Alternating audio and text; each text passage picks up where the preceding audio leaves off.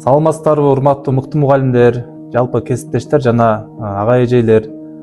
Биринчиден буюрса бүгүн улуу муунда ага эжекелер бар, орто муундагы ага эжекелер бар. Анан бизге окшоп жаш ага эжелер бар. Эми ошол баарына бирдей болуш үчүн мен буюрса маалыматты бир канча багытта берейин деп атам. Биринчи урматтуу мугалимдер, бүгүнкү сүйлөшө турган темабыз бул доска боюнча болмокчу.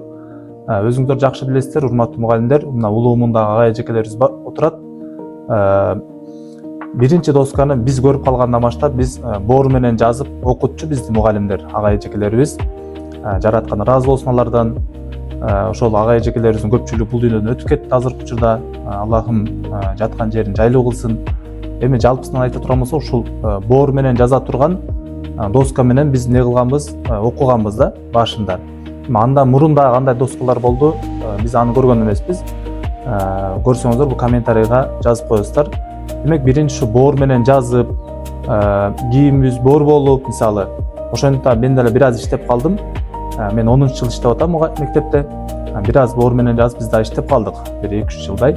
Андан кийин эле урматтуу мугалимдер, ушул улуу муундагы ага эжекелерибиз боор менен жазып, бизге билимин мыкты деңгээлде беришкен.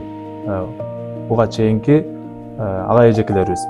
Андан кийин эле бизге маркерный доскалар чыкты. Маркерный досканын дагы ыңгайлуу жагы, маркер менен окуучуларга маселелерди иштеп, көнүгүүлөрдү иштеп, биз жакшы бир билим бере алат экенбиз. Андан кийин эле урматтуу мугалимдер, интерактивный доска деген чыкты. Ал өзүнүн проектор менен болот. Андан сырткары өзүнүн бир оңго жакын бир функциясы болот.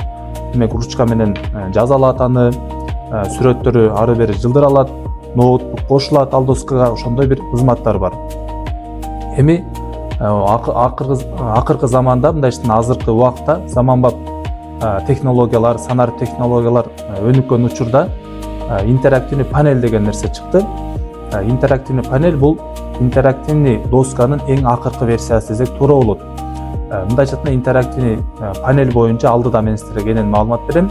Бул интерактивный панель боюнча биринчи кыскача маалымат айта турган болсок, интерактивный панель бул өзүбүз колдонуп жүргөн телефондо Android операцион системасы бар да. Демек, Android системасы орнотулган. Андан сырткары кээ бир интерактивный панелдерде Windows операцион системасы да орнотулган. Демек, кыскача жөнөкөй сөз менен айта турган болсок, бир интерактивный панелдин ичинде мисалы Windows дагы бар, телефон дагы бар. Эми жөнөкөй сөз менен айтсак, бул интерактивный панель телефонда боло алат, ноутбукта боло алат деген сөз да. Демек, ушул интерактивный панелди мен силерге кенен кызматтарын азыр алдыда айтып берем. Интерактивный панелдин азыркы учурда Кыргызстанга аябай көп келип жаткан учуру. Ошонун катарында мен дагы интерактивный панелди 2 жылдан бери мугалимдерге жардам катары арзанбат алдырып, Бишкек шаарында жашагандыктан Бишкек шаарындагы калган мугалимдерге барып орнотуп берип, окутуп берип, акысыз эле. Ушинтип санарип мектеп болууга, санарип мугалим болууга колумдан келген салымымды кошуп келе жатам. Эми жалпы кесиптештерге айтарым, биз дайыма алдыга жылышыбыз керек. Себеби биз окшош жашоо, күн өткөн сайын күнүгө жумушка барабыз, мектепке барабыз, сабагыбызды беребиз. Биз мындайча убактыбыз тар болуп, кээде интерактивный панель алыш керек эле деп ойдо ойлонуп коебуз. Бирок ошого чечим чыгарып, спонсор издеп же мамлекеттик жетекчилерге кайрылып, бир ошондой бир аракеттерди кылбайт экенбиз тилекке каршы. Себеби интерактивный панель бул биздин жумушубузду жеңилдеткен бир чоң бир мугалимдин негизги куралы десек туура болот да. Себеби азыркы учурда санарип мугалим, санарип мектеп, санарип сабак же болбосо сабактын өтө түрлөрү көбөйүп кетти. Демек, ошол сабактардын, түрдүү сабактардын баарына жарай турган бул интерактивный панель да. Ошондон алдыда силерге буйрса интерактивный панелдин кызматтарын кенен тааныштырып берем. Урматтуу мугалимдер, жана айткандай, бул интерактивный панель 2 операцион системадан турат дедик. Ичинде Android бар жана Windows системасы бар. Эми бул интерактивный панель бул Android эле бар. Мен силерге азыр 2 бөлүп көргөзүп берем. Азыр Android операцион системасы бар интерактивный панелди тааныштырайын кызматтарын, андан кийин Windows'ду да тааныштырам буйрса. Демек, интерактивный панелде өзү менен кошондой ручкасы келет. Андан кийин мындай мугалимдер үчүн мугалимдердин сүйүктүү куралы болгон указкасы да келет, багыттоочу. демек ушул указка менен чогуу биргеликте каалаган же кол менен деле иштей берсек болот. Мисалы иштейт бул панель. Демек биринчи эле тааныштыра турган негизги бөлүгү бул доскасы десек болот, урматтуу мугалимдер. Мисалы мына биз кадимки мурун маркерден доска колдонгонбуз деп айттык алдыда. Боор менен жазып колдонгонбуз деп атабыз. Эми ошону эле баары бул жакта жеткиликтүү болгону бул экран менен иштей турган доска. Демек мына көрдүңүздөр, бул жакка киребиз. Ручканын түрлөрү турат. Мына ручка, карандаш, андан кийин бул сүрөт тартуу үчүн, андан кийин бул жакта мына карандаш, ручка, бул эми мындайчтында боёгуч деп койсок туура болот. Карандаш, анан бул жакта сыйкырдуу таякча деп койсок болот. Жомоктордон көрүп калганбыз. Бул эмне кызмат аткарат? Бул мисалы төрт бурчтук нерсени тегерек тарттыкпы, ошондой бир тегеректи чыгарып берет. Сразу эле мындай кыйналып отурбайсыздар. Мисалы мындай пиццаны тарталы, пиццаны тарта турган болсок, үч бурчтук чыкты же мону чыкты. Көрдүңүздөр, ушуну чоңойтуп колдоно берсек болот. Андан сырткары жөнөкөй эле ручка кылып колдоном десеңиздер, мына ручка менен жаза бересиздер. Мисалы мыкты мугалим.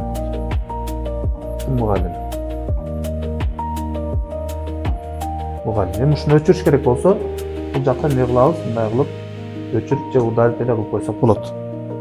Эми түшүндүк, бул жактан мына түстөрүн алмаштырабыз. Демек, бул доскада кадимки маркерин доска катары ручкасы менен же мына кол менен деле жазып колдоно берсек да болот экен. Эми урматтуу мугалимдер, бул жакты өчүрөбүз. Эми дагы эмне кызматтар бар досканын ичинде? Мына линейкалар бар, мына сызгычтар көрдүңүздөр. Муну каалагандай чоңойтуп, мына кичинертип, же бул жактан өлчөп, математиктер бул жактан колдонсоңуздар болот. Линейканын бир канча түрү бар, мына градустарды чыгарган, бул жактан ушуну колдоно бересиздер. Эми линейканын түрлөрүн түшүндүк. Эми урматтуу мугалимдер, кийинки кызматы урматтуу мугалимдер, мына карасак, формалар турат, мына формалар. Каалагандай формаларды бул жактан 3D эмне кылса болот, чоңойтуп, кичинертип көргөзсөңүздөр болот. Математикте мисалы форма 4 бурчтук, 3 бурчтук, 3D же 2D кылып койсоңуз болот. 3D да турат. Мисалы мына 4 бурчтукту бул жакка коелу. Мына 4 бурчтукту бул жактан мындай кылып коюп, дагы бирөөнү алып, бул жакка дагы бирди ачып, ушинтип колдоно бересиздер. Эми урматтуу мугалимдер, бул жактан линейкаларды түшүндүрдүм, формаларды түшүндүрдүм. Эми сиздер таблица катары да колдонсоңуздар болот. Мисалы канча таблица? 5ке 5 дейли. Мына ставить кылдык, таблица чыкты. Эми ушул жакка эле эмне кыла беребиз? Жаза беребиз. Мына ручкага койдук. Бул жакка мындай кылып жазып 2, 3, 4, 5 деп кыла беребиз. Сабактарда таблицаны колдоно беребиз. Эми кийинкиси мына схемалар. Схемаларда жанагыдай мисалы каалаган нерсени коюп, бул жакка жаза берсек болот. Эми мисалы умный ручка коюп койсоңуздар болот. Мына сиз жаздыңызбы, бул жактан даяр санды чыгарып бердим. 2, 3тү койдукпу? 3 санын чыгарып берет. Силерге даяр. Жаман жазып калсаңыздар деле бул жактан даяр цифраларды чыгарып берет. Эми бул жактан мына заметкаларды колдонсоңуз болот. Досканын ичинде заметка эстеп калыш үчүн бул жактан жазып колдоно бересиз. Андан кийин урматтуу мугалимдер, бул жактан эмне кылсак болот? Бул жактан просмотр кылсак болот. Мунун ичиндеги досканы кичинертип көрсөк болот. Андан кийин сетка дейт, мына сетка катары колдонсок болот. Көрдүңүздөр мына. Ушул кызматтары. Эгерде бир ката жазып алдык, анда мына артка кетсек болот, мына артка же алдыга көрөсүздөр. Кадимки ноутбукта иштегенде иштей бересиздер. Эми урматтуу мугалимдер, бул жактан түшүндүк. Менюга кирсек, мына сохранить, кадимки ноутбуктагыдай эле создайт жаңы. Ушул досканы иштетип бүткөндөн кийин ушуну бул жакка сактап койсоңуз болот. Мына сохранить кылып, импорт кылып же экспорт кылып PDF түрүндө да сактап койсоңуз болот. Кыскасы бул жакта өтө көп кызматтар бар. Бул жактан көрсөтсөм болот. Көрдүңүздөр, мына бүт кызматтар бар. Мына QR код деп атат. Ушул эле документиңизди QR кодко сактап туруп жиберип койсоңуздар, мына буну ушу QR код менен сиз иштеген маселени дагы мугалим көрө алат да. Мына список деп атат бул жакта. Көрдүңүздөр, биздин иштеген жумушубуздун баары бул жакта жалпы список чыгып калат. Досканы канча колдонсоңуздар, ошонун баары бул жакта көрүнүп калат да. Эми аркага кылабыз. Аркага кылып, мына түшүнүңүздөр, выход деген бастап, демек мына доскадан чыгып кеттик. Бир эле мына досканын ичинде өтө көп кызматтар бар. Мына документтер, кадимки ноутбукта бар болгон документтердин баары бул жакта дагы ошол сыяктуу эле сактасак болот. Эми негизги экранга келдик. Браузер. Бул эми интернет. Кадимки телефонуңуздан Google'га киребиз да, ошол сыяктуу эле бул жакта мына интернетке кирип колдоно алабыз. Мисалы,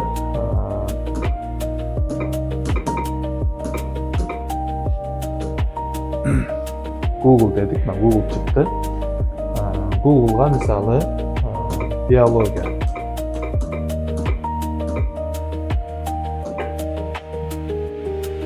Көрдүңүздөр, биология деп жаздык.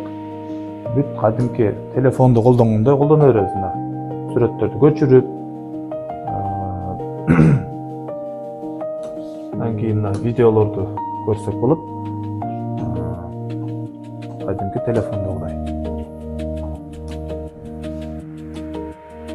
Андан кийин через Google аркылуу биз бул жактан YouTube'га кирсек болот.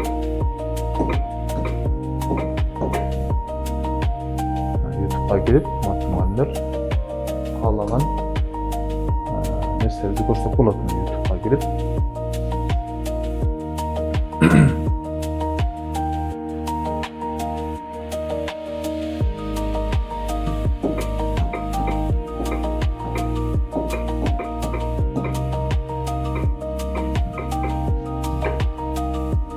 мугалим.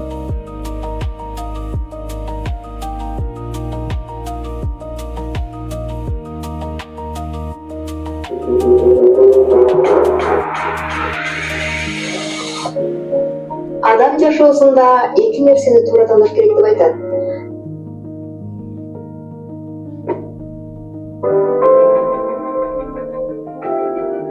Качествосын көбөйтүп алабыз. 240 болуп турат. Шуну мисалы 480 алып койсок болот мисалы. Телефонду кантип колдонсоңуздар, ошондой эле колдоно бересиздер. Good morning. Good morning. Can you take your seat? How is your mood? One B. One. What is the time? Эми урматтуу мугалимдер түшүндүк, бул жакта интернет бар экен. Эми менюсу менен тааныштырайын сиздерди. Меню. Мисалы, мына менюну басып, бул жакта менюда биринчи бул катарынан баштайынчы. Мисалы, бул жакта мына эң биринчи турган цифрасы бул артка отменить. Артка чыгыш үчүн. Андан кийин негизги экран, главный экран. Андан кийин бул телефондордо деле бир канча терезе ачылып калат го. Телефондо бир канча приложенияга киргенден кийин общий терезени ачып коет. Ошол сыяктуу. 3 жакка кирген экенмин, 3-өө бир убакта чыгып алат. Каалаганыма кирип кете берем. Мисалы, буга кирсек болот. Же YouTube'га кире алам. Өзүңүз тандап кире бересиз. Эми мына документти түшүндүрдүм жана. Андан кийин бул жакта телефонго, ноутбукка түз кошсо болот. Бул жакта жанагы айткандай, бул эми доска, электронный доска. Ушул досканы жанагындай функцияларын колдонсоңуздар болот. Эми мына көргөзүп бердим, урматтуу мугалимдер. Ушуну коюп,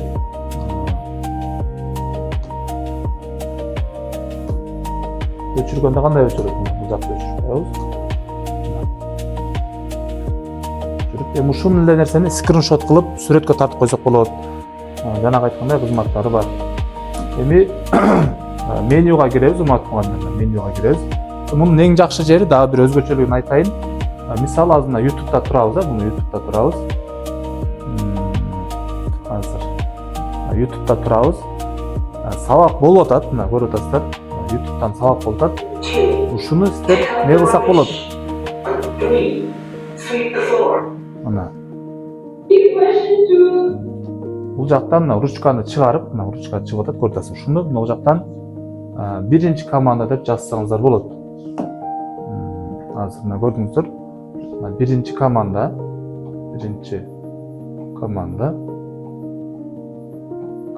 деп туруп, опшнолорду бир тандап койсок болот. Мисалы, сиз YouTube'да болобу, кайсы функцияда болбоңуз, ошону бул жактан ручка менен үстүнө жазып көргөзсөңүз болот да. Видео сабактарды же даяр шаблон жасап алып, шаблон үстүнө маселе чыгарып, мынтип жазсаңыз да болот. Аны каяктан кылабыз? Мына бул жактан закрытьты басып коесуздар, мына бул жактан ручканын сүрөтү турат. Бул жана электрон доскадан башка функциясы, ал досканын атайын чыгып туруп жазып атпадыкпы? Бул жакта кайсы функцияда турсак деле ошонун үстүнөн жазып көргөзө аласыздар да. Эми закрыть кылабыз, математикалар. Андан кийинки функциясы мына бул жакта звукту көбөйтүп азайтасыздар. Бул жарык экрандын жарык караңгысы. Бул HDMI, мына Android деп атат, көрдүңүз. Азыр Android системада турат. HDMI кабель билесиздер, ноутбукка улаш үчүн 3 HDMI түшөт. Андан сырткары VGA. Бул жакта VGA турат. Бул VGA билесиздер, эски компьютерлерде бар болчу. Азыр баарыбыз HDMI койтуп кетпедикпи? Ошол VGA-ны мына көрүп атасыздар. VGA дагы бар. Демек эски ноутбуктарды деле буга кошсоңуздар болот да. Түшүндүңүздөр, Эми бул жакта функциялардын баарын түшүндүрдүк, урматтуу мугалимдер. Андан кийин эң акыркы функциясы мына таймер бар. Убакыт койсоңуз болот мына. Таймер убакыт. Андан кийин кийинки урматтуу мугалимдер, мына секундомер койсоңуз болот. Эми кайсы кызматтар бар? Мен бирден көргөзүп коеюн сиздерге. Запись экран бар. Экранды запись кылсаңыз болот. Мисалы, мына запись кетти, урматтуу мугалимдер. Запись кетти. Сүйлөп бастырып атабыз. Азыр мына сабакта дагы YouTube'ду өзүнө азыр запись кылып атабыз. Мына запись болуп атат азыр. Мына көрүп атасыздар. Запись болуп атат. Экранды видеону YouTube'да видео болуп атат, ошону запись кылсаңыз болот, же өзүңүздүн электрон доскадан чийип жазганыңызды эле сөз менен сүйлөп бастырып запись кылсаңыз да болот да. Записти токтоттук. Көрдүңүздөр, бул жакта документке барып сакталып калат. Кийинки кызматы, урматтуу мугалимдер, мына карасаңыз, формалар турат, мына формалар. Каалагандай формаларды бул жактан 3D эмне кылса болот? Чоңойтуп, кичинертип көргөзсөңүздөр болот. Математикте мисалы форма 4 бурчтук, 3 бурчтук, 3D же 2D кылып койсоңуз болот. 3D да турат. Мисалы, мына 4 бурчтук бул жака коелу. Мына 4 бурчтукту бул жактан дагы коюп, дагы бирөөнү алып, бул жака дагы бирди ачып, ушинтип колдоно бересиздер. Эми урматтуу мугалимдер, бул жактан линейкаларды түшүндүрдүм, формаларды түшүндүрдүм. Эми сиздер таблица катары да колдонсоңуздар болот. Мисалы, канча таблица? 5ке 5 дейли. Мына ставить кылдык, таблица чыкты. Эми ушул жака эле эмне кыла беребиз? Жаза беребиз. Мына ручкага койдук. Бул жака мындай кылып жазып 2, 3, 4, 5 деп эмне кыла беребиз? Сабактарда таблицаны колдоно беребиз. Эми кийинкиси мына схемалар. Схемаларда жанагыдай мисалы каалаган нерсени коюп, бул жака жаза берсек болот. Эми мисалы умный ручка коюп койсоңуздар болот. Мына сиз жаздыңызбы, бул жактан даяр санды чыгарып бердим. 2, 3тү койдукпу? 3 санын чыгарып берет. Силерге даяр.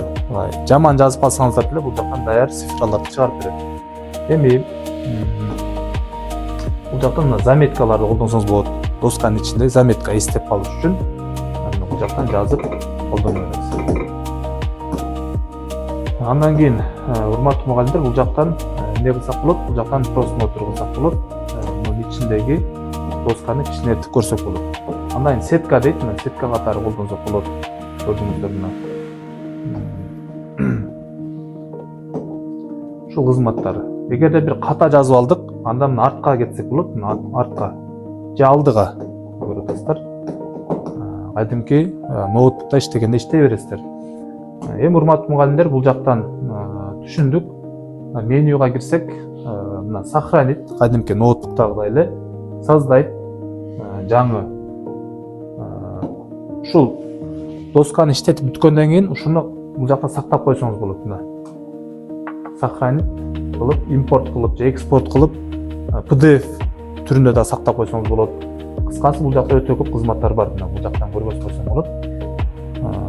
Көрдүңүздөр, мына бүт кызматтар бар. Мына QR код деп атат. Ушул эле документиңизди QR кодко сактап туруп жиберип койсоңуздар, мына уну ушу QR код менен сиз иштеген маселени дагы мугалим көрө алат да. Мына список деп атат бул жакта. Көрдүңүздөр, биздин иштеген жумушубуздун баары бул жакта жалпы список чыгып калат. Досканы канча колдонсоңуздар, ошонун баары бул жакта көрүнүп калат да. Эми аркага кылабыз. Аркага кылып, мына түшүнүңүздөр, выход деген бассак, демек мына доскадан чыгып кеттик. Бир эле мына досканын ичинде өтө көп кызматтар бар.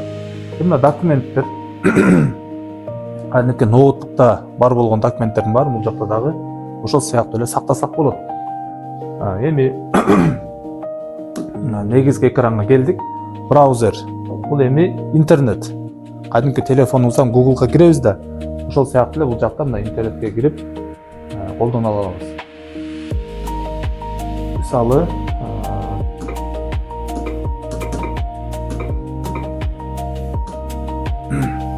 Google dedik, mына Google чыкты.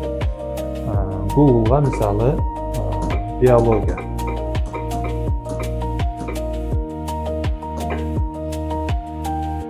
Көрдүңүздөр, биология деп жаздык.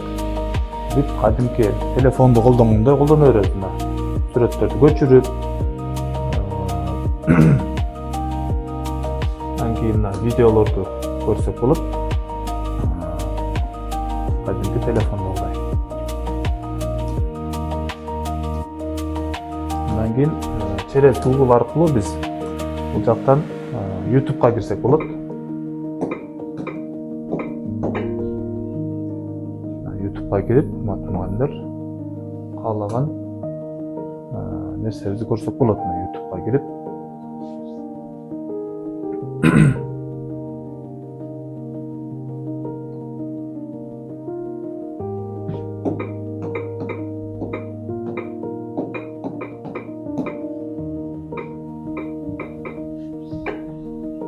мыкты мугалим.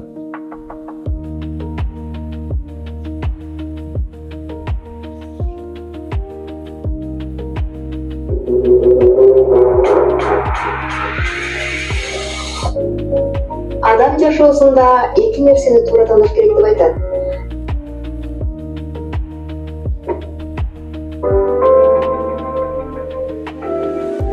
Качествосын көбөйтүп алабыз. 240 болуп турат. Ушуну мисалы 480 окусак болот. Телефонду кантип колдонсоңуздар, ошондой эле колдоно бересиздер. Good morning. Good morning. Can you take your seat? How is your mood? 1B. 1. What are the times? Эми урматтуу мугалимдер, түшүндүк, бул жакта интернет бар экен. Эми менюсу менен тааныштырайын сиздерди. Меню. Мисалы, мына менюну бастып, бул жакта менюда биринчи бул катарынан баштайынчы. Мисалы, бул жакта мына эң биринчи турган цифрасы бул артка, отменить. Артка чыгыш үчүн. Андан кийин негизги экран, главный экран. Андан кийин бул телефондордо деле бир канча терезе ачылып калат го. Телефондо бир канча приложенияга киргенден кийин общий терезени ачып коет. Ошол сыяктуу. 3 жакка кирген экенмин, 3-өө бир убакта чыгып алат. Каалаганыма кирип кете берем. Мисалы, буга кирсек болот. Же YouTube'га кире алам. Өзүңүз тандап кире бересиз. Эми мына документти түшүндүрдүм жана. Андан кийин бул жакта телефонго, ноутбукка түз кошсо болот.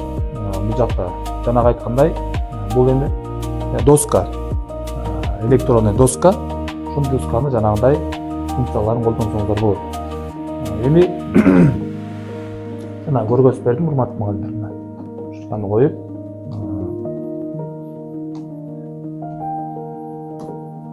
өчүргөндө кандай өчүрөт? Бул жакта өчүрүп коебуз. Өчүрүп, эми ушул эле нерсени скриншот кылып сүрөткө тартып койсок болот. Жанагы айткандай кызматтары бар. Эми менюга киребиз, урматтуу мугалимдер. Менюга киребиз. Мунун эң жакшы жери дагы бир өзгөчөлүгүн айтайын. Мисалы азыр мына YouTube'да турабыз, буну YouTube'да турабыз. Азыр YouTube'да турабыз. Сабак болуп атат, мына көрүп атасыздар. YouTube'дан сабак болуп атат. Ушуну сиздер не кылсак болот? 3. Sweep the floor. Мына Big question to бул жактан мына ручканы чыгарып, мына ручка чыгып атат, көрүп атасыз. Ушуну бул жактан биринчи команда деп жазсаңыздар болот.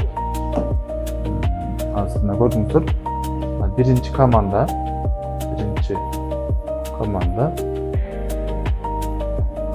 деп туруп, опшнолорду бир тандап койсок болот. Мисалы, сиз YouTube'да болобу, кайсы функцияда болбоңуз, ошону бул жактан ручка менен үстүнө жазып көргөзсөңүз болот да. Видео сабактарды же даяр шаблон жасап алып, шаблон үстүнө маселе чыгарып жазсаңыз да болот. Аны каяктан кылабыз? Мына бул жактан закрытьты басып коесуздар, мына бул жактан ручканы сүрөтүп турат. Бул жана электрон доскадан башка функциясы, ал досканын атайын чыгып туруп жазып атпадыкпы? Бул жакта кайсы функцияда турсак деле ошонун үстүнөн жазып көргөзө аласыздар да.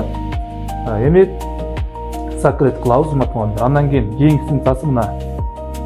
Бул жакта звукту көбөйтүп азайтасыздар. Бул жарык экрандын жарык караңгысы. Бул HDMI, мына Android деп атат, көрдүңүз. Азыр Android системада турат. HDMI кабель, билесиздер, ноутбукка улаш үчүн 3 HDMI түшөт. Андан сырткары VGA. Бул жакта VGA турат. Бул VGA билесиздер эски компьютерлерде бар болчу. Азыр баарыбыз HDMI койтуп кетпедикпи? Ошол VGA-ны көрүп атасыздар. VGA дагы бар. Демек эски ноутбуктарды деле буга кошсоңуздар болот да. Түшүндүңүздөр, Эми бул жакта функциялардын баарын түшүндүрдүк, урматтуу мугалимдер. Андан кийин эң акыркы функциясы мына таймер бар. Убакыт койсоңуз болот мына. Таймер убакыт. Андан кийин кийинки урматтуу мугалимдер, мына секундомер койсоңуз болот.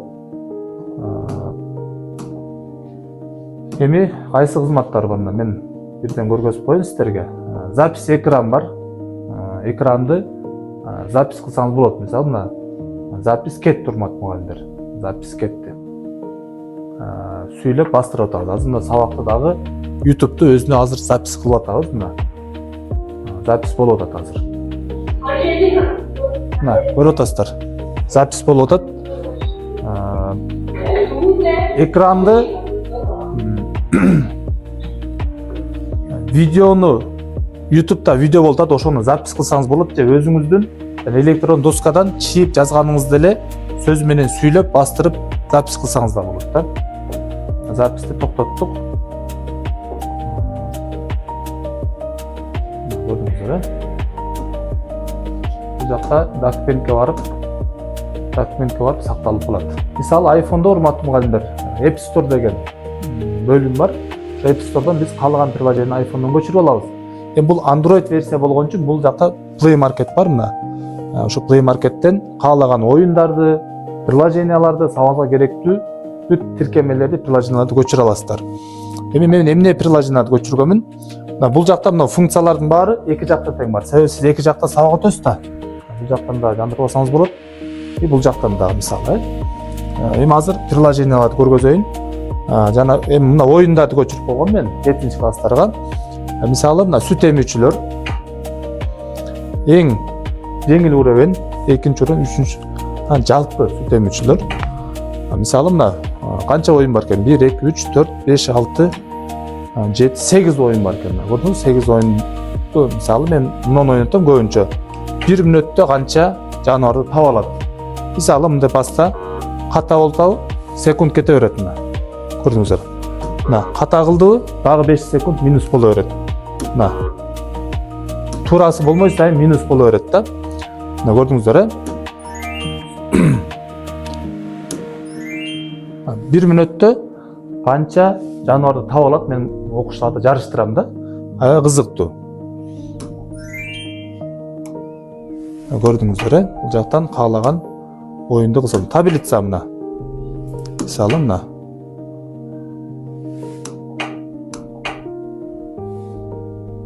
Карточка кылса болот мына. Показать ответ.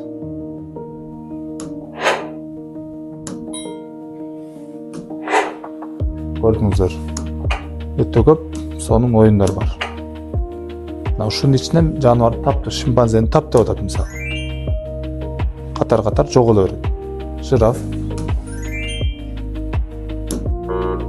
Мына көрдүңүздөрбү? Жан кете берет мына. Ката жооп берсе. Эми урматтуу мугалимдер, ушинтип сиздер панелди өтө көп приложениялар көчөт. Мына бул жакта 3D видеолор бар. Бул жакта мына документтер, каалаган химиядан да көргөзүп коеюн. Химиядан дагы неорганические вещества, соединение металлов деп атат мына. Формула нитрит триаданын формуласы дейт мына. Көрдүңүздөр, эми сиздерге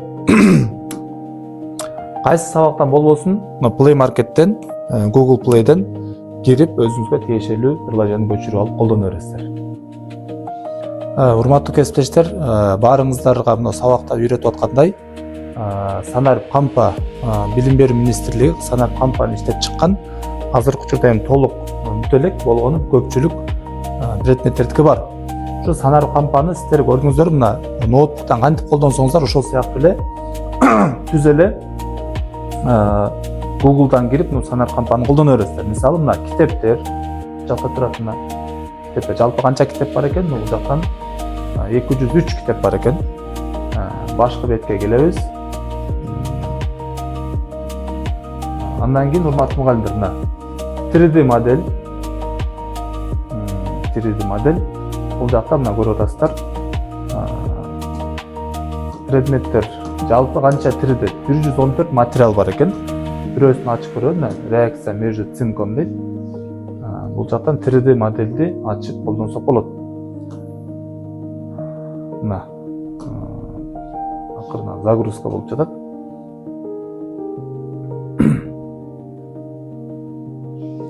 Эң жакшы жери ушул түз өзүнөн колдонгону жакшы да. Мисалы, мына көрүп атасыздар, окуучуларга синктин биригүүсүн окуучуларга эмне кыла бересиздер? Алыстатып, жакындатып көргөзө бересиздер. Бул жактан айлантып, каалагандай кызмат кыла бересиздер.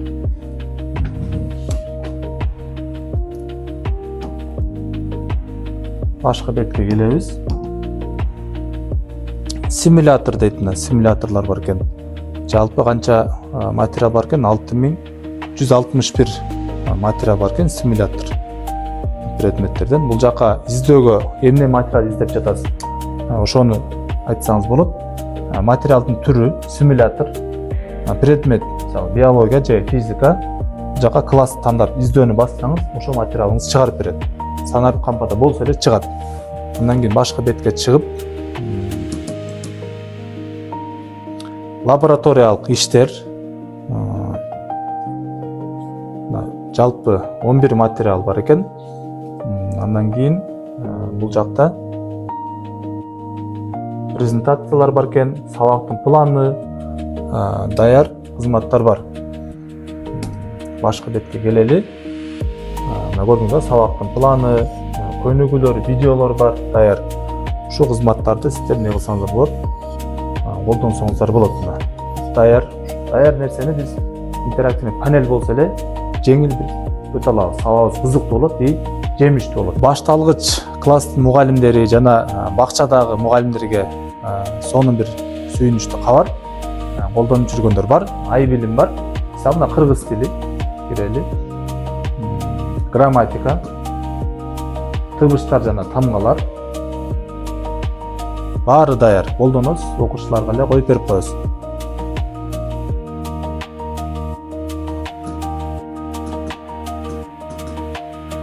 Мына үнү менен бүт даяр.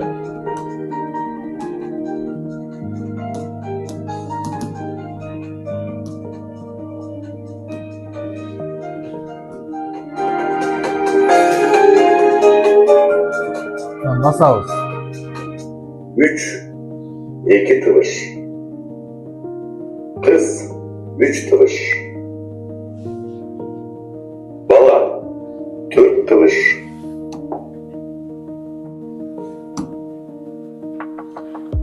Кыргыз тили, орус тили, мекен таануу, көркөм өнөр, музыка, математика, англис тили. Бүт баары бул жакта даяр. Эми бул жакка киргенде урматтуу мугалимдер, ата энесизби, кимсиз? Мугалимдерге деген бөлүмгө киресиз. Ата эне болсо ата энеге киресиз. Проект жөнүндө. Андан кийин бул предметтер жалпы бул главный экран, бул жакта оюндар бар экен, урматтуу мугалимдер. Оюндарды ойнотсоңуздар болот, мисалы билим оюну. Мына бул кайсы тамга деп атат мына.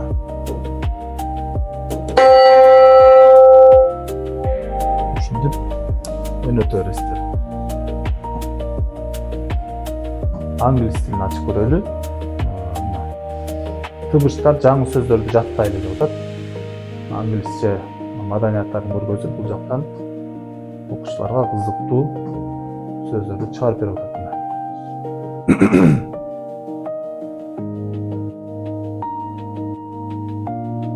Мектепте Wi-Fi болсо жакшы болот. Англис тилинде 26 тамга бар. Бүт жагын даярдап көргөзүп берди. Ушундай урматтуу мугалимдер, демек издесек, ичинде өтө көп приложениялар, колдонмолор, сайттар өтө көп. Буюрса сиздер менен дагы алдыда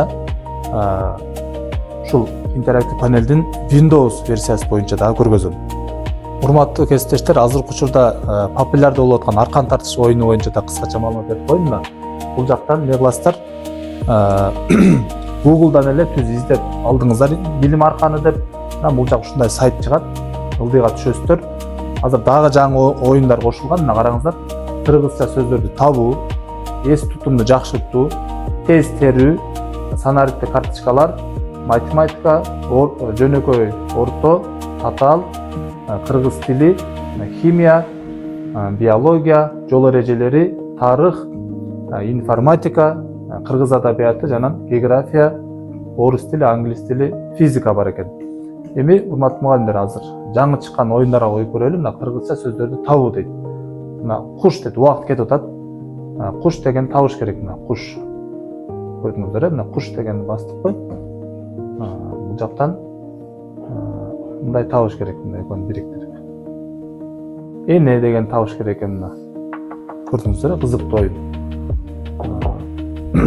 Эс тутумду жакшыртуу.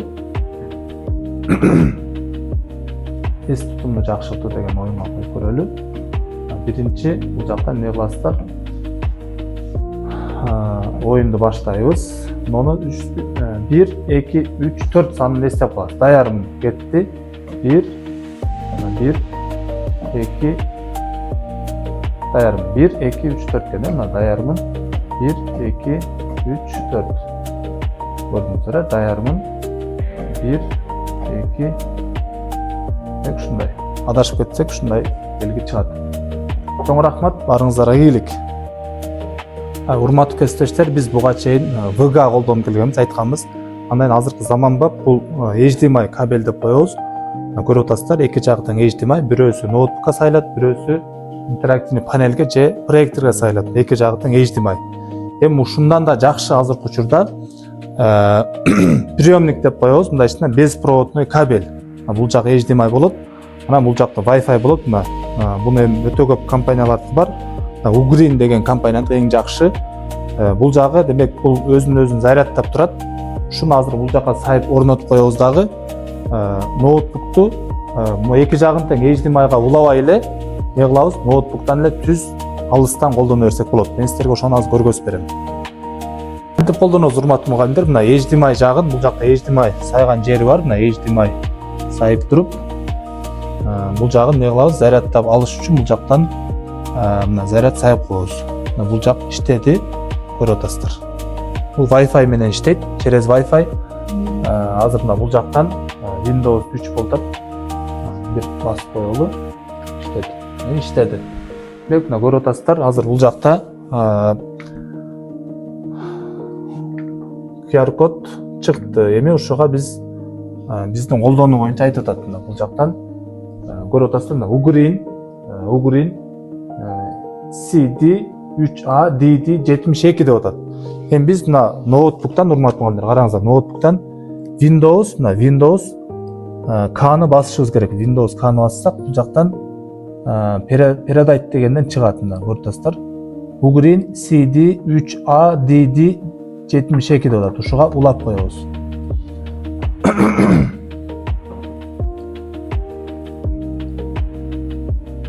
Подключение болуп атат. Уланды, урматтуу мугалимдер, караңыздар. Мына мени тартып койгон, мына бул жактан көрүп атасыздар, мына эки жак окшош. Эми биз класстын кайсы жеринде болсо дагы окуучуларга бул жактан каалаган сабагыбызды өтүп, көргөзүп, не кыла беребиз?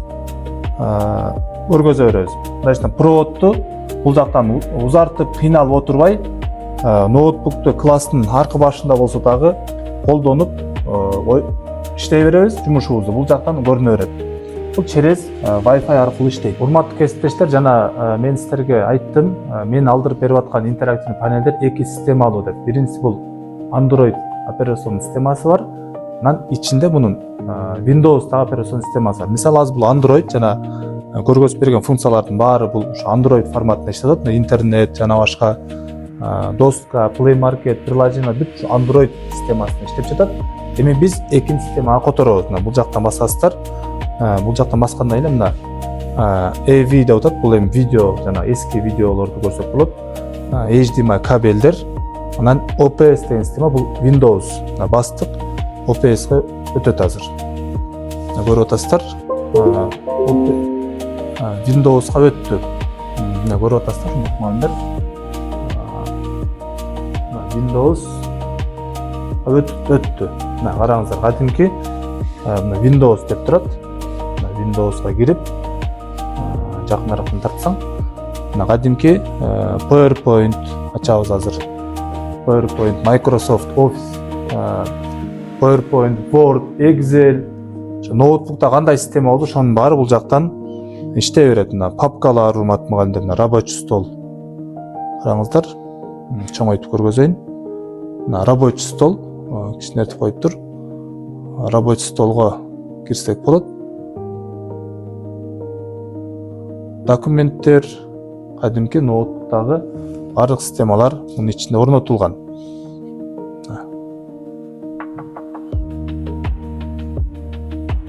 Кадимки ноутбуктан интернетке киргенде эле бул жактан дагы мындай кылып интернетке эмне кыла беребиз, кире беребиз. Мисалы YouTube деп жазсак болот азыр. YouTube. Азыр биз YouTube-га Windows операцион системасы менен кирип атабыз. Көрүп атасыздар. Остановить деп чыгып атат.